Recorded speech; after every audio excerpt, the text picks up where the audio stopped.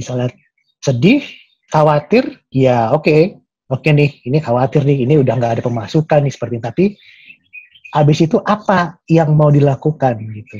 Jadi bukan yang untuk ada masalah tuh bukan dibikin yang negatifnya, tapi dicari, oke, dari sini ini oke, aku sedih nih, aku marah, aku khawatir nih. Terus apa yang perasa ini mau mengajarkan aku supaya apa nih?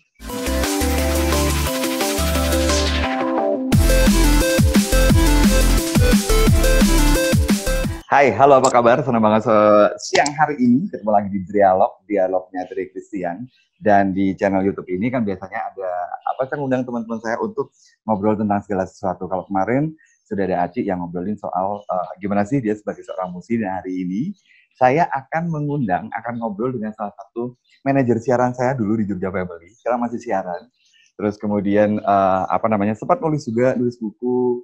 Dia salah satu orang yang pokoknya nanti banyak hal lah yang mau saya ceritakan bersama dia di saat ini, terutama tentang masa Ramadan ini, karena dia ini saat ini menjalani ibadah puasa di tengah corona ini kan, nggak bisa tarawih di masjid mungkin, atau kesulitan, dan juga mungkin ada kebahagiaan yang sudah didapatkan. Sekarang kita akan ketemu dulu dengan Rio Deka. Hai. Gitu doang. Halo, orang betul. Halo, halo. Nah, sekarang udah keluar. Udah keluar belum? Gede sekali ya. Apa kabar, Deka? Baik, alhamdulillah. Puji Tuhan, baik, sehat. Ya. Masih puasa. Masih puasa, lancar ya. Kita ini bernostalgia ya ceritanya ya, Der ya. Bernostalgia. Jadi dulu saya sama Deka ini kan kita di Jogja Family, terus kita punya satu acara nggak penting gitu ya, sama satu orang namanya Daniel. Kapan-kapan kita ajak buat ini juga, nge-zoom juga. Oh iya, itu dulu apa namanya ya? Dulu namanya itu kawasan, bukan ya? Kawasan apa? Bukan. Yang itu toh, yang ngomongin satu tema. Yang intinya promo majalah. Ya, kalau dulu saya kan sudah alumni dari Jogja Family. Kalau sekarang Mas Dika masih siaran ya, Dek ya? Masih, statusnya masih siaran, walaupun nggak setiap hari siarannya. Siarannya cuma sekali seminggu, hari Kamis malam, jam 10 malam. Sampai jam 1. Sampai jam 1. Dan lagunya lagu-lagu 90-an gitu masih. Pokoknya lagu-lagu yang easy listening lah, menemani orang-orang yang berkegiatan malam yang butuh kasih sayang. Dan butuh backsound yang menenangkan. Yang menyenangkan untuk didengarkan ya. Ya, nah Deka, sekarang cerita dulu dong, ini tentang Ramadan ini pasti agak berbeda ya dengan biasanya. Apa ini ada sesuatu yang, kalau yang sesuatu yang hilang tentu ada, tapi mungkin bisa diceritakan nih, Ramadan ini kayak gimana sih? Oke. Kalau Ramadan yang tahun ini sih yang berbeda, sama kayak kehidupan normal yang berbeda lainnya, yaitu kita kan tidak bisa sering-sering berkumpul dengan banyak orang, which is sebenarnya kalau Ramadan itu justru memang yang ditunggu-tunggu itulah kumpul-kumpulnya sebenarnya. Benar. Satu, ibadahnya kan kumpul-kumpul di luar gitu kan.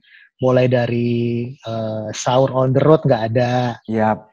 Terus buka puasa di luar juga nggak ada. Benar. Tarawih juga nggak ada gitu. Cuman karena memang ini pasti memang ya bukan kebetulan, memang mungkin memang waktunya memang diatur sedemikian gitu kan. Jadi nggak cuman kita yang Muslim aja yang merasakan perbedaannya beribadah. Betul. Bahkan yang Nasrani juga kemarin mulai Paskah kan pasti berbeda kan. Semua bukan di luar tapi semua ke dalam. Sama di yang dalam. Muslim juga sama gitu. Jadi memang kayaknya memang di setting misalnya yang di atas memang supaya kita lebih banyak-banyak lihat ke dalam lagi nih gitu. Jangan ngelihat keluar terus tapi lihat ke dalam dalam ibadah, dan memang lebih coba lihat ke diri sendirinya dulu gitu. Ibadah sebenarnya juga nggak bisa dilakukan di mana aja kan sebenarnya ibadah itu, dan yang sekarang coba lebih ke dirinya sendiri gitu. Memang ada yang beda, kalau lebih sepi, tapi tergantung Benar. dari Pemaknaannya gimana mungkin ya. kita ngelihatnya sih ya. Mm-mm. Betul. Kayak misalnya tarawih gitu. Mm-mm. Tarawih pun sebenarnya kalau dari yang ilmu agama yang saya sering dapat, sering di-share juga, uh, dari Kanjeng Rasul pun tarawih itu cuma di 3 malam pertama di luar, sisanya di rumah. Di rumah. Gitu, dengan keluarga. Gitu. Jadi memang tetap aja esensinya lebih ke mendekat ke looking inward lagi, ke dalam lagi gitu. Iya. Nah, kemarin kalau kita nah itu, Deka, kalau kemarin kan ngomongin soal tarawih tadi ya, kalau kemarin kan yang dirasakan ketika kami gitu ya harus lepaskan di rumah gitu, kebetulan walaupun saya di Seminari Tinggi ini tetap ada misa dengan kelompok-kelompok kecil kayak gitu, sempat juga saya mencoba untuk mengikuti misa online gitu, cuma rasanya agak ada yang kurang. Nah kamu sendiri ketika tarawih pertama gitu nggak bisa di masjid biasanya yang rame-rame dengan keluarga, mungkin ini sekarang sendiri ya ini ya. Sendiri. Itu gimana rasanya? Kebetulan kalau kita sholat gitu kan memang nggak bisa online ya, tetap sendiri gitu. Harus sendiri ya. Jadi harus sendiri gitu. Jadi ya yang dibedakan cuma karena kalau di Islam itu kan kalau dikerjakan secara berjamaah itu kan pahalanya lebih besar gitu. Tapi kalaupun bisa sendiri ya kalau sendiri nggak apa-apa gitu. Yang rasa kurang itu lebih ke nuansa Ramadan memang berkurang. Menjadi gitu. berkurang ya. Masjid yang ketemu orang, terus ya kadang-kadang kalau lucu-lucuan sih kadang ngantuk-ngantuknya tuh nggak ada. Karena kan di masjid kadang-kadang ngantuk gitu. Ini lama banget sih ini khotbahnya gitu kan. Sekarang nggak ada. Gitu. Jadi ibadah itu sekarang cepet gitu, selesai cepet gitu. Mungkin jadi tambah pahala karena nggak ada nyinyir ya. Ini lama banget. Nah, itu dia. Ada gini, ini lama banget sih gitu kan. Terus atau ya kalau lagi sholat gitu terus ya ini kusilnya aja kan. Ini suratnya panjang banget sih ini gitu kan. Yang dipilihnya gitu ya. Itu ujian kan. Nah, sekarang ujiannya kan kita ke diri sendirinya aja. Nah, kalau dengan keluarga sendiri gimana nih? Kan ini di rumah, terus Deka kan di Jogja, keluarga kayaknya di Magelang, Jakarta ya? Keluarga kan sekarang tinggal ada kakak sama adik gitu. Kebetulan bapak ibu sudah nggak bareng-bareng lagi, udah nggak ada. Jadi ya memang sudah dari awal tuh menjelang puasa kemarin kita sempat video call gitu. Gimana nih? Apalagi kan sudah bisa dipastikan kita nggak akan kumpul besok Lebaran. Iya benar. Kan? Apalagi memang sudah terbiasa beberapa Lebaran ini kan karena bapak ibu udah nggak ada. Jadi kita saya terutama yang masih belum berkeluarga, saya yang sowan ke kakak-kakak gitu. Bahkan adik yang bungsu juga berapa lebaran nggak bisa pulang karena kan memang kerja di luar negeri, jadi ya sudah agak terbiasa dengan tidak mudik seperti ini gitu. Dan memang ketika awalnya dianjurkan supaya tidak mudik pun kalau saya pribadi memang dari awal sempat kebayang waktu itu, gimana ya kalau misalnya tahun ini gitu, nggak mudik itu kayak apa rasanya ya gitu. Yeah. Jujur pengen ngerasain gitu, once in a lifetime sekali-kali, kayak apa sih bedanya itu apa gitu? Apakah ada yang berbeda itu apa selain kumpul-kumpulnya? Apakah kalau nggak mudik tuh akan sedih banget, ataukah akan kehilangan banget, ataukah akan berkurang rasa syukurnya atau apa, rasanya seperti apa gitu.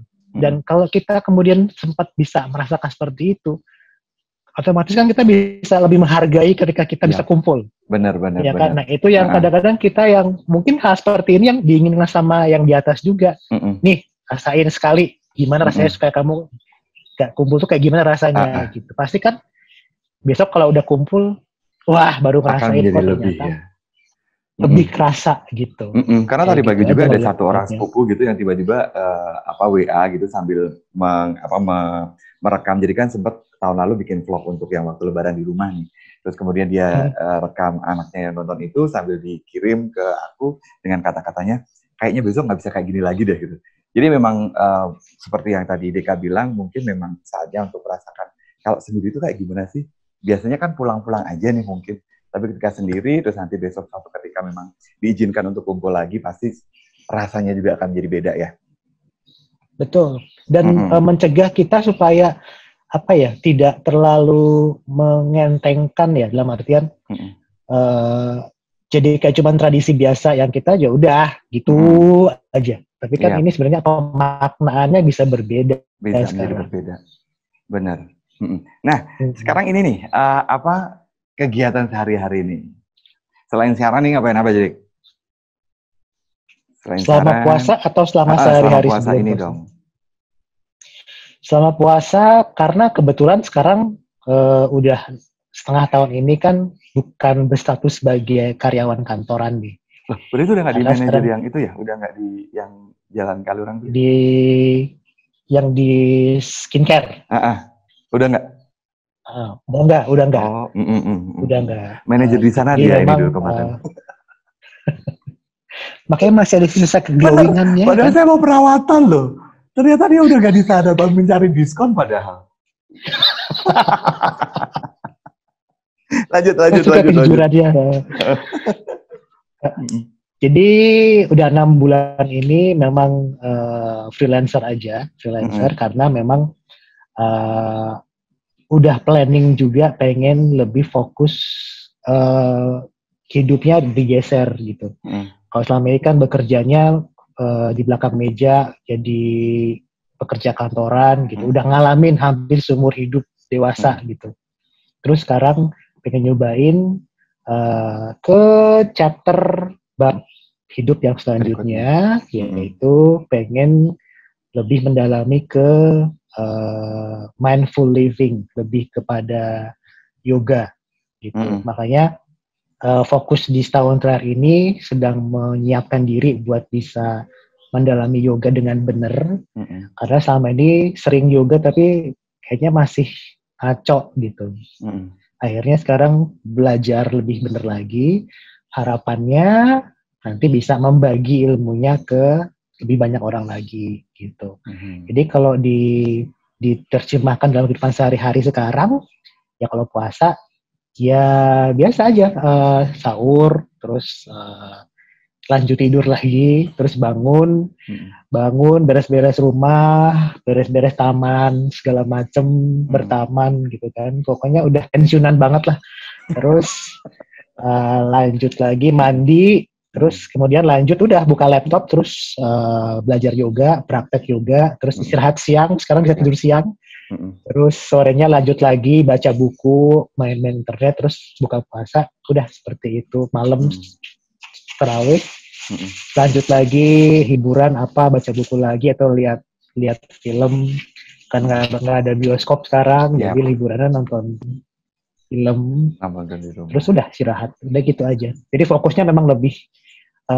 Jadi gini, kadang-kadang kan kalau working from home itu yang membuat kita bingung, yang membuat kita nggak jelas itu karena kita nggak ada fokus tujuannya mau ngapain. Gitu. Kecuali kalau misalnya kita udah bikin, oke, habis puasa ini paling nggak aku misalnya dalam kasusku untuk belajar yoga ya, dalam sebulan ini aku harus menyelesaikan berapa gerakan, harus mendalami berapa jenis teknik gitu. Nah itu yang akhirnya kan akan dipecah ke hariannya. Gitu. Akhirnya ya memang jadi ada yang dikerjakan, jadi nggak bingung. Oke. Nah sekarang agak melompat sedikit nih. Aku apa yang tadi, karena dia kemarin itu posisinya udah oke banget yang kantor kemarin gitu, ternyata dirimu memilih untuk yoga, dan kedepannya ini kalau tadi yang dibagikan kayaknya mau buka satu tempat yoga. Amin. Mungkin. Kenapa pilihannya yoga, Mas? Karena gini, di 2-3 tahun terakhir kan orang udah mau ceritakan abis mau menjelang kepala 4 gitu kan. Menjelang ya? Suka sok. Sini udah kemarin. Ya udah juga. Biasa aja dong. Kayaknya nggak terima banget ada lebih muda deh kayaknya. Seumuran loh. Yes, life begin at 40 ya gak? Gitu. Dan itu memang dirasakan banget waktu oke, ini hidupku mau ngapain lagi ya gitu kan. Biasanya kan ada mulai bingung mau ngapain lagi Yap. gitu. Masa mau gini-gini aja gitu.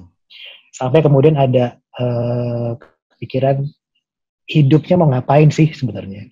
Dan momen itu akhirnya aku dapat 2 tahun yang lalu ketika dapat kesempatan buat pergi ke tanah suci buat umroh waktu itu. Waktu umroh itu. Nah waktu itu tuh kayak dibuka gitu sama yang di atas. Gini loh, sebenarnya tugasmu untuk hidup tuh cuman ini, tok gitu. Silakan kamu cari caranya sendiri, tapi tujuanmu ini. Nah tujuan ini tuh adalah ini ada satu kejadian yang akhirnya membuat saya kebuka matanya bahwa ketika kita bisa sukses dengan membuat orang lain sukses terlebih dahulu, gitu. Jadi beratnya adalah kita mengangkat hidup orang lain. Artinya adalah kita membantu dan bermanfaat buat orang lain, gitu. Caranya gimana? Ya monggo, silakan dengan cara masing-masing, dengan bakatmu, dengan hartamu, dengan ilmumu segala macam. Nah waktu itu akhirnya kebetulan, ternyata salah satu yang dikaruniain sama Tuhan selama ini adalah aku seneng cerita. Karena penyiar ya, kalau penyiar pendiam kan nggak dibayar ya. Putar lagu doang. Bercerita, sering bagi-bagi gitu, sering bagi-bagi. Makanya kan saya sering seneng nulis waktu itu, seneng siaran, terus juga ya, segala macam. Nah akhirnya, nah kenapa itu nggak dimanfaatin gitu? Nah kebetulan kenapa yoga? Karena cara kita melakukan sesuatu yang bermanfaat itu akan lebih menyenangkan kalau kita menyukainya. Ya betul. Dan kebetulan karena dari 7 tahunnya saya suka dengan yoga, merasakan manfaatnya yoga, dan kenapa enggak gitu. Akhirnya yang membuat kita bisa bertahan lama kan saya ngelihat yoga ini termasuk yang bertahan lama ke depannya. Gitu. Karena apa? Karena makin bertambah ilmu tuh kayak orang kalau berprofesi sebagai tukang pijet gitu ya, massage gitu.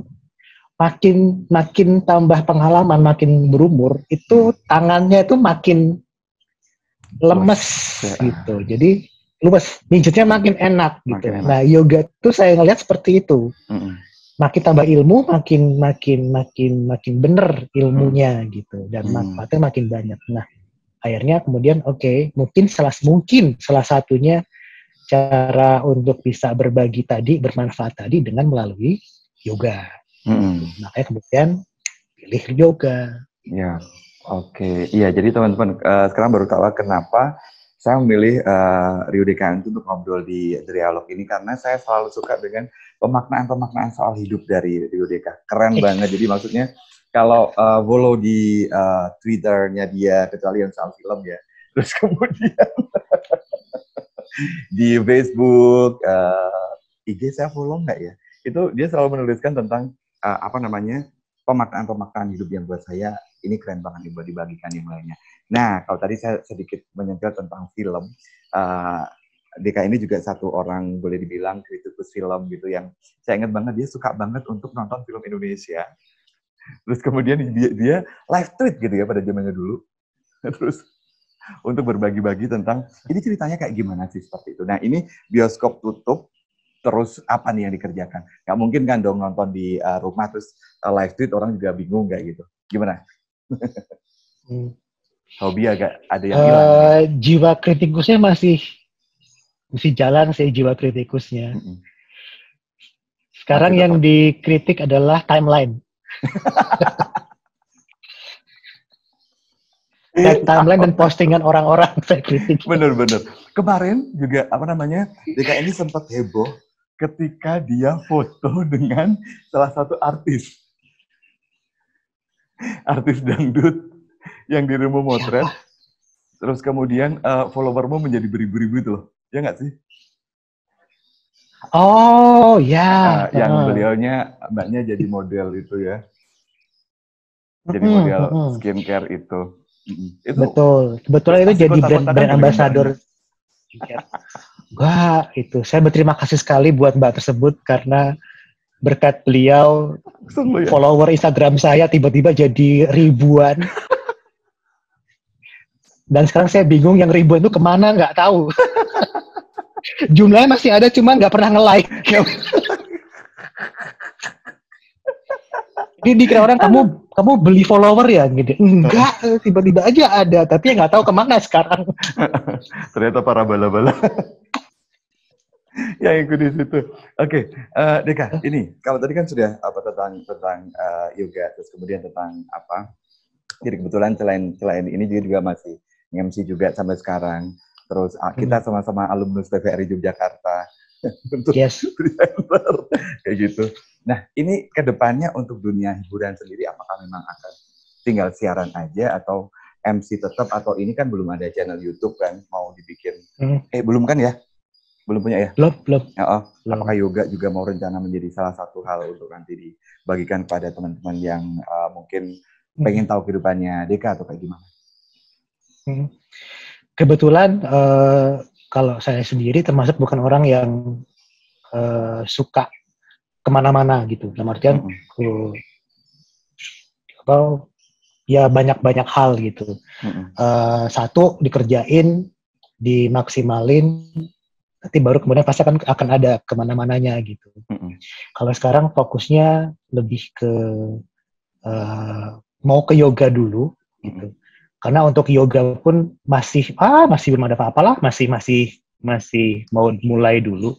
Nanti dari yoga kan kita bisa kemana-mana. Dalam artian akan ada cabang-cabang lainnya, akan bisa buka YouTube channel, bikin podcast, kemudian buka kelas, terus ada online. Karena sekarang pun dengan kondisi seperti sekarang ini, otomatis guru-guru yoga juga nggak bisa ngajar kan secara offline, ya kan? Karena nggak bisa berkumpul dengan orang banyak gitu. Akhirnya juga sama, kita semua menyesuaikan dengan teaching online gitu, pakai Zoom gitu, terus pakai Instagram Live segala macam. Nah untuk yoga sendiri, Deka belajar dari siapa sih, atau ini memang cari bahan sendiri terus kemudian diajarin latih sendiri, atau memang punya dalam tanda kutip mentornya gitu? Kalau yoga, kalau memang ini sebagai tips juga sih buat mungkin teman-teman ada yang mau belajar yoga, memang belajar itu bisa dari mana aja. Apalagi sekarang YouTube juga full banget. Semua ada gitu kan.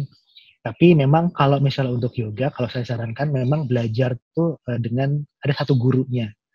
Karena yoga itu bukan cuman pose melayang, kayang segala macam, bukan masalah lentur-lenturan badan, enggak, tapi jauh lebih dari itu gitu.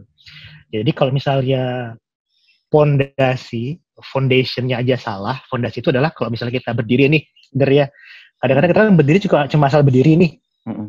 Nah itu kadang kita nggak sadar tiba-tiba ada yang berdirinya ada yang miring sebelah. Gitu.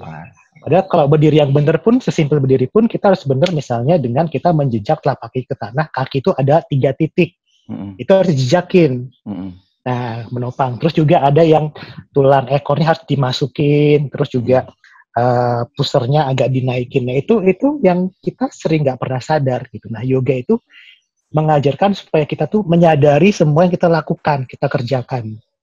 Nah, gitu. Jadi kalau misalnya kita cuma sekedar melakukan kayang, split, atau apapun, mungkin bisa, karena badannya lentur. Tapi belum tentu dia melakukan dengan benar secara, filosofi badannya.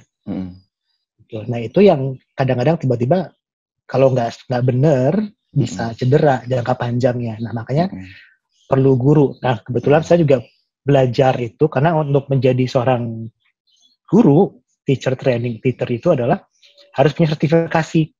Sama kayak yang lainnya juga. Nah, kemarin saya mau ngambil yang 100 jam udah selesai, sekarang lagi mau nyelesain yang 200 jam. Harusnya bulan ini, cuman karena bulan ini lagi corona, dipending dulu gitu. Ini di Jogja atau keluar untuk belajarnya? Belajarnya di Sentul. Oh, di Sentul. Di Sentul, di Bogor waktu itu. Di Bogor. Bukan Sentul yang apa Jogja itu kan yang namanya Sentul itu kan. Itu Sentolo. Akhirnya Sentolo lain lagi. Betul lagi. Ya udah, oke Deka, keren banget untuk bagi-baginya. Mungkin ini ya buat teman-teman yang nonton YouTube saya, mungkin ada yang ingin disampaikan untuk Deka buat motivasi atau apalah di Corona saat ini, silakan. Oke, apa ya? Sebenarnya apapun kondisinya, ya kita nggak bisa tiap orang dengan kondisi seperti ini pasti struggle-nya, berjuangnya dengan cara masing-masing, gitu kan. Kadang kita ngelihat banyak sekali yang, ayo ambil sisi positifnya, positive thinking segala macam. Kalau saya pribadi, kita nggak bisa selalu positive thinking. Gitu. Kita manusia, gitu. Yang kadang-kadang kalau kita mau sedih ya sedih aja, mau khawatir aja, gitu. Tapi dengan kondisi seperti ini, paling nggak kita belajar bagaimana untuk menyerap rasa-rasa yang tadi masuk itu, gitu. Misalnya sedih, khawatir, ya oke nih, ini khawatir nih, ini udah nggak ada pemasukan nih seperti ini. Tapi abis itu apa yang mau dilakukan, gitu. Jadi bukan yang untuk ada masalah tuh bukan dibikin yang negatifnya, tapi dicari, oke, dari sini, ini oke, aku sedih nih, aku marah, aku khawatir nih. Terus apa yang perasa ini mau mengajarkan aku supaya apa nih? Gitu. Supaya aku lebih sabar, supaya aku mencari peluang, atau supaya aku lebih gimana gitu. Nah itu yang kondisi seperti ini justru bisa melatih kita. Nggak gampang tentu, tapi asal kita mau mencoba, pelan-pelan pasti akan ke sana. Karena ya memang tujuan dari yang di atas bikin seperti ini kan seperti itu. Nggak mau menyusahkan kita umatnya, tapi supaya kita belajar gitu. Nah itu yang harus kita coba, mumpung masih Ramadan, masih panjang waktunya, waktu slow-nya lebih lebar, itu bisa dimanfaatkan buat seperti itu. Wih, gitu. Gila, ini buat yang mau cari mantu yang luar biasa. Keren banget loh. Luar biasa Rio Deka, thank you banget. Itu tujuan akhirnya utamanya itu sebenarnya ya. Thank you banget Deka, sukses buat semuanya, sukses buat yoganya. Terima kasih Ton. Yoganya bisa kita cerita-cerita lagi di YouTube saya, ngobrol-ngobrol tentang yoganya. Puasanya semoga juga semuanya lancar, ibadahnya semuanya bisa terlaksana dengan baik. Terus amin. IG-nya apa? IG-nya @RyuDeka, RYUDEKA. Ya, RyuDeka. Di Twitter masih aktif kah? Masih sama ya ininya ya. RyuDeka juga. Sama. RyuDeka. Thank you Deka. Sukses buat semuanya. Terima kasih. Sehat terus. Sehat-sehat. Kumpul-kumpul lagi ya. Ketemu. Amin. Oke, bye. Thank you.